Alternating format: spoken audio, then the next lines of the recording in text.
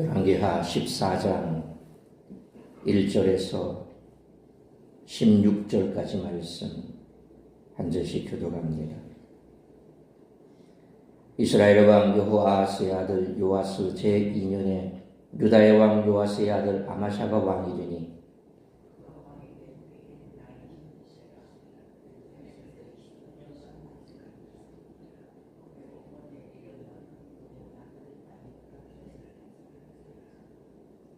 아마샤가 여호와 보시기에 정직히 행하였으나 그의 조상 다윗과는 같지 아니하였으며 그의 아버지 요아스가 행한 대로 다 행하였어도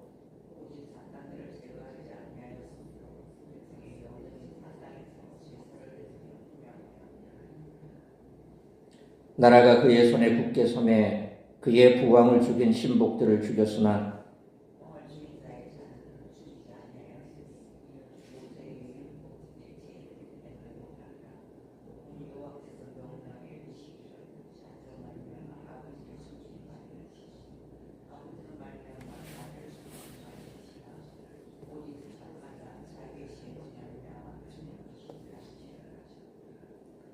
아마샤가 수금 골짜기에서 에돔 사람 10,000명을 죽이고 또 전쟁을 하여 셀라를 취하고 이름을 욕되리라 하였더니 오늘까지 그러하더라.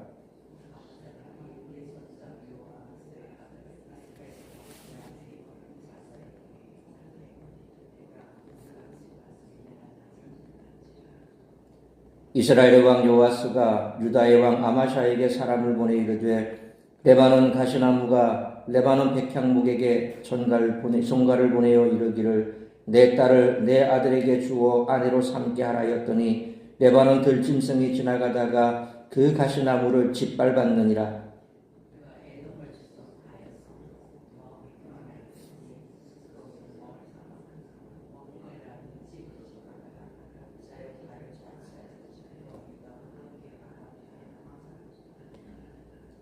아마샤가 듣지 아니하므로 이스라엘의 왕 요아스가 올라와서 그와 유다의 왕 아마샤가 유다의 벳세메스에서 대면하였더니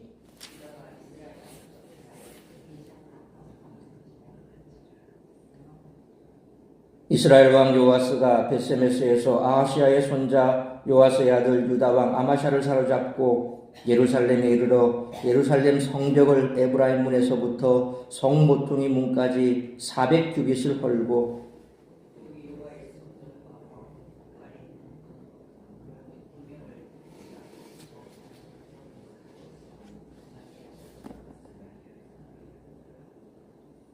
요아스의 남은 사적과 그의 업적과 또 유다의 왕 아마샤와 싸운 일은 이스라엘 왕 역대지략에 기록되지 아니하였느냐.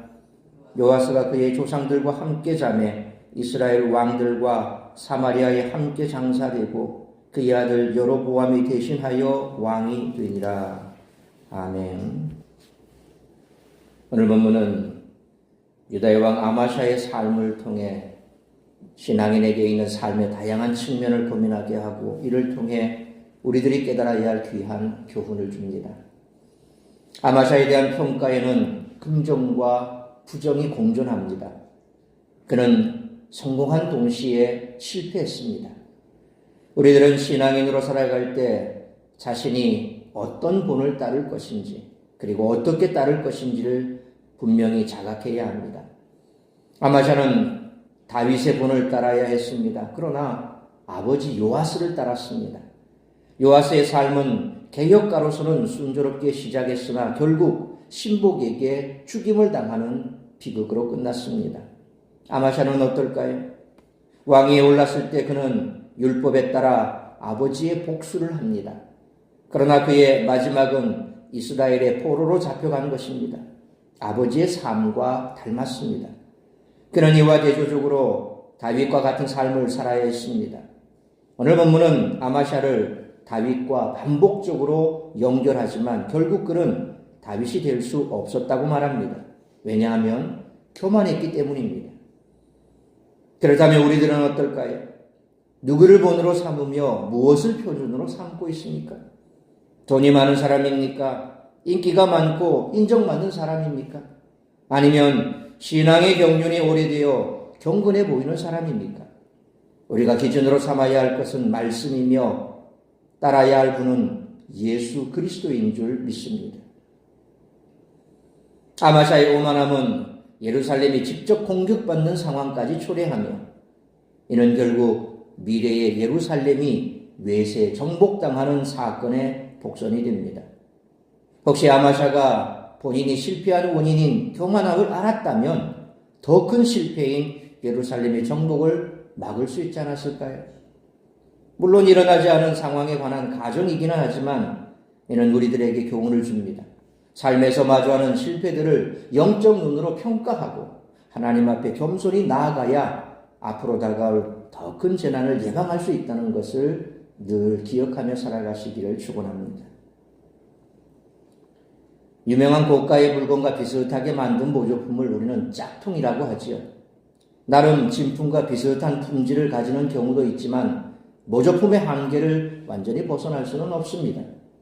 오늘 우리가 살펴볼 남왕국 유다의 왕 아마샤를 짝퉁 다윗이라고 불러도 될 것 같습니다.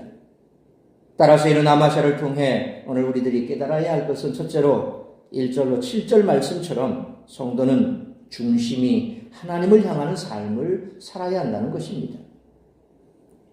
12장 20절로 21절 말씀처럼 남북의 왕이 모두 요아스라는 이름을 갖고 있던 시기는 2년 만에 끝났습니다. 남유다의 요아스가 신하들에 의해 암살당하고 그리고 오늘 본문 1절로 2절 말씀처럼 아들 아마샤가 즉위했습니다.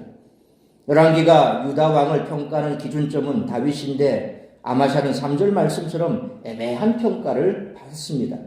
이는 4절 말씀처럼 단지 산당을 없애지 않았기 때문만은 아닙니다. 왜냐하면 열왕기상 15장 14절에 다만 산당은 없애지 아니하니라 그러나 아사의 마음이 일평생 여호와 앞에 온전하였으며 라는 말씀처럼 아사도 산당을 없애지 못했지만 다윗과 같았다는 평가를 받았기 때문입니다. 그런데 아마샤는 산당 문제 외에도 하나님 앞에서 부족한 면들이 꽤 있었습니다. 아마샤는 5절로 6절 말씀처럼 자기 아버지 요아스를 죽인 신하들의 죄를 물어 사역에 처했으나 그 자녀까지는 벌하지는 않았는데 이는 일반적인 왕정 국가에서는 쉽게 그 예를 찾아보기 힘든 일입니다. 아마샤는 신명기 24장 16절에 아버지는 그 자식들로 말미암아 죽임을 당하지 않을 것이요 자식들은 그 아버지로 말미암아 죽임을 당하지 않을 것이니 각 사람은 자기 죄로 말미암아 죽임을 당할 것이니라 라는 율법을 지키기 위해 아버지의 원수를 당사자들에게만 갚았습니다. 게다가 7절 말씀처럼 다윗이 행한 일과 비슷한 일도 합니다. 사무엘하 8장 13절에 다윗이 소금 골짜기에서 에돔 사람 18,000명을 쳐 죽이고 돌아와서 명성을 떨치니라 라는 말씀처럼 과거 다윗도 소금 골짜기에서 승준하는 모습을 볼 수 있습니다. 아마 당시 유다 백성들에게는 말씀의 권위에 순종하고 다윗과 같은 전과를 올리기도 한 아마샤가 다윗에 비견할 만한 존재로 보였을 것입니다. 그러나 열왕기 저자는 3절 말씀처럼 그의 중심이 다윗과 같이 하나님을 향하고 있지 않았음을 간파하고 있었습니다.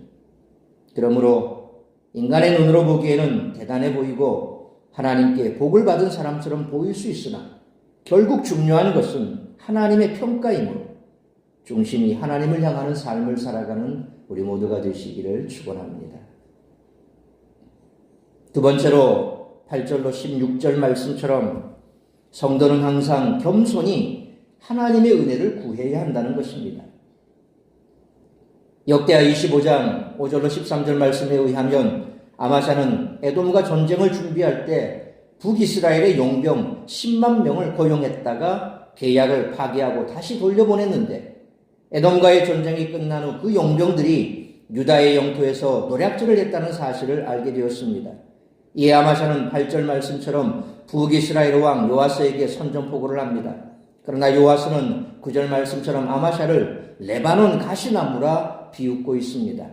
레바논의 나무라고 다 백향목이 아닌데 가시나무 주제에 레바논에 산다고 자기가 백향목인 줄 안다는 것입니다. 10절로 11절 말씀처럼 에돔을 상대로 거둔 승리에 도취된 아마샤는 벳세메스에서 북이스라엘과 전쟁을 벌였고 그 결과 역대하 25장 21절로 24절 그리고 오늘 본문 12절로 14절 말씀처럼 자신은 포로로 잡히고 예루살렘 성벽 400규빗이 헐리며 성전과 왕궁이 수탈을 당하고 백성들이 볼모로 잡히는 치욕적인 패배를 당했습니다. 열왕기 저자는 15절로 16절 말씀처럼 요아스의 죽음을 먼저 이야기하는데 이는 북이스라엘의 악한 왕으로 평가되었던 요아스의 최후와 아마샤의 최후를 비교하는 역할을 합니다. 분명 아마샤는 3절 말씀처럼 다윗과 같지는 않았어도 하나님 앞에서 정직히 행한 왕이라 하는 평가를 받았지만 오히려 13장 10절로 11절 말씀처럼 악한 왕으로 평가되는 요아스보다 우리가 오늘 읽지는 않았지만 내일 살펴볼 19절로 20절 말씀처럼 그 마지막이 좋지 않았다는 사실을 보여줍니다. 그러므로 아무리 시작이 순조롭고 경건하여 하나님의 복을 받았더라도 이처럼 자신의 형통이 하나님의 은혜임을 깨닫지 못하고 교만에 빠지면 자기를 과신하면 결국 그 마지막은 비참할 수밖에 없으므로 항상 겸손히 하나님의 은혜를 구하는 삶을 살아가는 우리 모두가 되시기를 축원합니다. 사랑하는 성도 여러분, 교회가 세상에 패하는 이유는 짝퉁 신앙 때문입니다. 진품과 짝퉁은 결정적인 순간에 명암이 갈립니다. 유다의 왕들이 다윗과 같아야 했듯이 그리스도인들은 예수님과 같이 같아야 합니다. 나름 정직하게 행했으나 예수와 같지 않았다는 평가를 받는 신앙으로는 세상을 이길 수가 없습니다. 그러므로 항상 중심이 하나님을 향하는 삶을 살아가야 할 뿐만 아니라 겸손히 하나님의 은혜를 구하며 예수 그리스도를 닮기를 갈망하며 그러한 삶을 살아가는 우리 모두가 되시기를 주님의 이름으로 축원합니다. 기도하겠습니다. 걸어가신 아버지 하나님 은혜와 사랑을 감사합니다. 오늘도 이 새벽을 깨워 말씀으로 예배로 하루를 시작하게 하시니 감사합니다. 세상에서 우리가 진품과 짝퉁이 있고 그래서 짝퉁을 들고 다니면 때로 그것 때문에 무안스럽기도 하고 그래서 항상 진품을 가지기를 열망하는 것이 모든 사람들의 마음입니다. 신앙도 마찬가지입니다. 신앙을 평가하는 것은 사람의 눈이 아닙니다. 사람의 평판도 아닙니다. 하나님이십니다. 그러므로 하나님 앞에서 과연 우리가 짝퉁 신앙인지 진품 신앙인지 그것을 늘 살펴볼 수 있어야 할 것입니다. 그래서 우리가 세상 사람들의 평가에 거기에 눈이 멀어서 나는 문제가 없고 나는 잘하는 것 같고 그래서 아무 이상 없다고 생각하지만 그러나 그렇지 않을 수 있다는 사실을 항상 염두에 두고 살아야 할 것입니다.